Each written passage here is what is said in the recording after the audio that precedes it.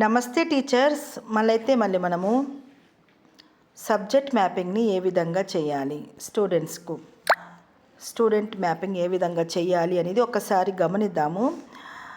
Class టీచర్గా ఉన్నవాళ్ళు మనము సబ్జెక్ట్ మ్యాపింగ్ చేస్తేనే మన అదర్ టీచర్స్ కూడా మనకు ఆ విద్యార్థులకు మార్క్స్ వేయడానికి అవకాశం ఉంటుంది.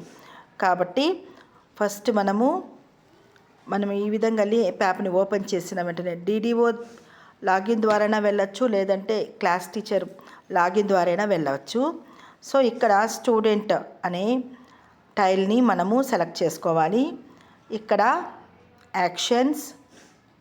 యాక్షన్స్లో స్టూడెంట్ అసెస్మెంట్ ఇక్కడ చూడండి, గమనించినట్లయితే క్లాస్ టీచర్ మ్యాపింగ్. సో మనం క్లాస్ టీచర్ మ్యాపింగ్ని ఇంతకుముందే తెలుసుకున్నాం ఏ విధంగా చేయాలో. తర్వాత పక్కనే సబ్జెక్ట్ టీచర్ మ్యాపింగ్ కూడా మనము చేసుకున్నాము. తర్వాత స్టూడెంట్ లాంగ్వేజ్ మ్యాపింగ్ అని ఇక్కడ ఉంది చూడండి. ఈ టైల్ని మనము సెలెక్ట్ చేసుకోగానే సెలెక్ట్ క్లాస్. సో మనము ఏ క్లాస్ యొక్క స్టూడెంట్కు మనము మ్యాపింగ్ చేస్తున్నాము. సో నేను ఒక క్లాస్ని సెలెక్ట్ చేసుకుంటున్నాను.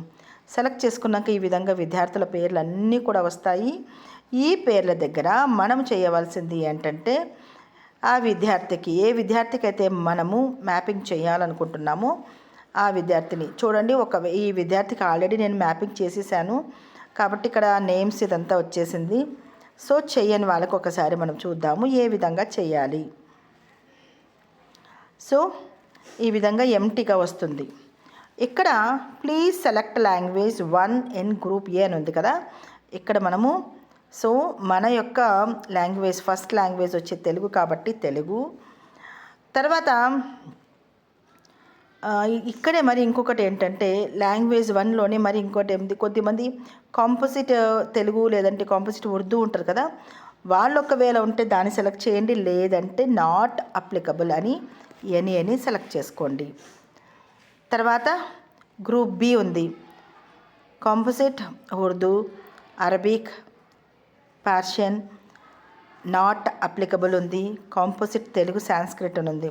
సో మనకు వీటిలో ఏదైతే మనకు అప్లికబులో దాన్ని చేయండి, అదర్వైజ్ నాట్ అప్లికబుల్ అని వేసుకోండి.